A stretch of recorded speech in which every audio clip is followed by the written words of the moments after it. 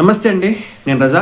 కూటమి ప్రభుత్వం చెప్పిన మాటలు నెరవేరుస్తుంది. పవన్ కళ్యాణ్ గారు ఏ ఆశయంతో అయితే ముందుకు అడిగేశారో ఆ ఆశయం ఇప్పుడు ఆంధ్ర రాష్ట్రంలో నెరవేరుతుందని అయితే నేనైతే చెప్తాను. ఎందుకంటే పవన్ కళ్యాణ్ గారు మొదటి నుంచే చెప్పారు, ఆంధ్రాకి ఒకటే రాజధాని ఉండాలి, అది అమరావతి అని.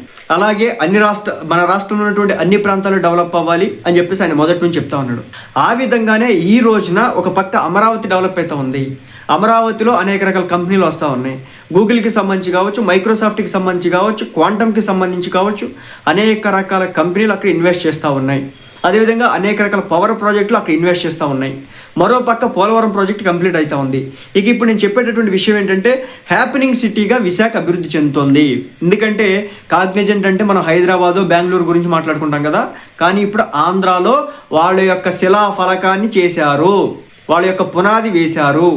రాబోయే నాకు తెలిసి 1-2 నెలల్లో, సంవత్సరాలు అనుకుంటా, దీనికి సంబంధించి 25,000 మందికి ఒక ఏడాదిలోనే 25,000 మందికి అవకాశాలు ఇచ్చి ఇక్కడ నుంచి పనిచేయగలుగుతారని చెప్పేసి ఏకంగా రాష్ట్ర ముఖ్యమంత్రి గారు హామీ ఇస్తూ ఉన్నారు.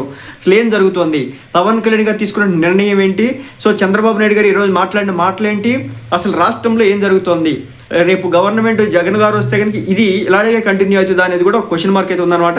దాని గురించి కూడా మాట్లాడదాం. అత్యంత హ్యాపెనింగ్ సిటీగా విశాఖ అభివృద్ధి చెందుతుందని చెప్పేసి నారా చంద్రబాబు నాయుడు గారు ఈరోజు చెప్పడం జరిగింది. తూర్పు నౌకాదళ కేంద్రంగా టూరిజం హబ్ ఉన్నటువంటి విశాఖ ఇప్పుడు ఐటీ, ఏఐ, టెక్నాలజీ, నాలెడ్జ్ సిటీగా మారుతుందని చెప్పొచ్చారు. కాగ్నిజెంట్ సహా 8 సంస్థలకు భూమి పూజ చేశారు. ఎస్, ఇదనమాట అన్నిటికంటే మెయిన్ ఇంపార్టెంట్. కాగ్నిజెంట్ సహా 8 కంపెనీలకి. మనందరం కూడా ఐటీ అనగానే వెళ్తే హైదరాబాద్ వెళ్ళాలి, లేదంటే కనుక కర్ణాటక వెళ్ళాలి, లేదంటే కనుక నోయిడా పోవాలి. ఇలా దేశంలో ఉన్నటువంటి ఈ ప్రాంతాలకు మాత్రమే మనం పోవాల్సి ఉంటుంది.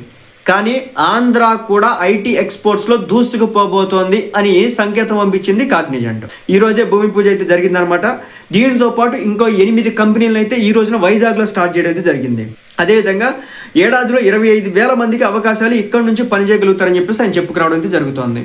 సో పవన్ కళ్యాణ్ గారు కూడా ఆ రోజు మాట్లాడింది ఇదే, మేము అధికారంలోకి వస్తే కనుక ఉద్యోగ కల్పన చేస్తాం, డెవలప్మెంట్ చేస్తాం, ఆంధ్ర రాష్ట్రాన్ని అభివృద్ధి పదంలో ముందుకు తీసుకెళ్తాం అని ఏ హామీ అయితే ఇచ్చినారో ఆ హామీకి అనుగుణంగా ఈరోజు అడుగులు వేయడం అయితే జరిగిందనమాట. ఇక ఇక్కడ నుంచి పనిచేయగలుగుతారని చెప్పారు. ఇంటర్నేషనల్ ఎయిర్పోర్ట్ ప్రారంభం కూడా కాబోతోంది. మెట్రో కూడా అతి త్వరలో రాబోతోంది. సో మీరు చూడండి, ఒక పక్క పోలవరం కంప్లీట్ అవుతుంది, ఇంకో పక్క వైజాగ్కి సంబంధించి మెట్రో కారిడార్ రాబోతోంది. అదేవిధంగా ఆంధ్రాకి సంబంధించి మన విజయవాడలో కూడా మెట్రో కారిడార్ అనేది రాబోతుంది అనమాట. ఇటు గన్నవరం నుంచి డైరెక్ట్గా బస్ స్టాండ్కి, అమరావతికి, అలాగే ఇటు పెనమలూరు నుంచి డైరెక్ట్గా మన బస్ స్టాండ్కి అయితే కలవబోతోంది. సో ఈ విధంగా ఎయిర్పోర్టు ఇప్పుడు కొత్తగా నిర్మిస్తున్నారు కదా ఎయిర్పోర్ట్, అది మేము తెచ్చామని చెప్పేసి జగన్ భోగాపురం ఎయిర్పోర్ట్ మేము తెచ్చామంటున్నారు. బట్ దీనికి స్టోన్ పడింది వచ్చేసి చంద్రబాబు నాయుడు గారి హయాంలో. ఆ టైంలో యాజిటేషన్ కూడా చేసినారు జగన్మోహన్ రెడ్డి గారు. సో ఇక్కడ భూములన్నీ కూడా లాగేసుకొని రైతులు మట్టి కొడుతున్నారు, పొట్ట కొడుతున్నారు, వాళ్ళ నోట్లో మట్టి వేస్తున్నారు అని చెప్పేసి చెప్పినటువంటి జగన్మోహన్ రెడ్డి గారు ఈ రోజు ఇది మేమే తెచ్చామని చెప్పేసి చెప్పుకోవడం జరుగుతుందన్నమాట. ఓవరాల్గా చంద్రబాబు నాయుడు గారు, పవన్ కళ్యాణ్ గారు, నారా లోకేష్ గారు, బీజేపీ కూటమి ప్రభుత్వం, మన నరేంద్ర మోడీ గారు, ఈ కాంబినేషన్ ఏదైతే ఉందో ఇది ఆంధ్ర రాష్ట్ర తలరాతను మారుస్తుంది. పవన్ కళ్యాణ్ గారు వేసుకున్నటువంటి వ్యూహం తప్పు కాదు. పవన్ కళ్యాణ్ గారు అనుగుణంగానే ఈ రోజున రాష్ట్ర రాజకీయాలు అయితే ముందుకెళ్తున్నాయి. ఎవరు కూడా వీలైనంత వరకు అవినీతికి దూరంగా ఉంటున్నారు. ఇదివరకులాగా ప్రజలంటే చులకన భావం కూడా ఈరోజు నాయకులకు లేకుండా ఉంది. ఎందుకంటే రేపొద్దున జగన్మోహన్ రెడ్డి గారు వస్తే ఏం చేస్తారు, ఆయన అధికారం ఎక్కితే కనుక ఏం చేస్తాడు అనే ఒక భయాన్ని అయితే ఈరోజు జగన్మోహన్ రెడ్డి గారు క్రియేట్ చేసినారు. కాబట్టి ఎమ్మెల్యేలు, మంత్రులు కూడా చాలా జాగ్రత్తగా ఉంటున్నారు.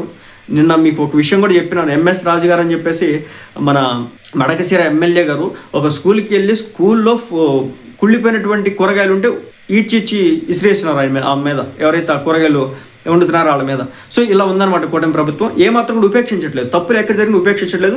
దాని పర్యవసానమే ఈ రోజున మన చంద్రబాబు నాయుడు గారు కావచ్చు, పవన్ కళ్యాణ్ గారు కావచ్చు, మన మోడీ గారు కావచ్చు వెళ్తున్నటువంటి తీరు. సరే, మోడీ గారిని పక్కన పెడితే పవన్ కళ్యాణ్ గారు, చంద్రబాబు నాయుడు గారు, మన భాషలో చెప్పాలంటే కనుక రాముడు ఆయన బ్రదర్ లక్ష్మణుడు అన్న మాదిరి ఈ రోజున రాష్ట్ర రాజకీయాల్లో ముందుకెళ్తున్నటువంటి పరిస్థితి.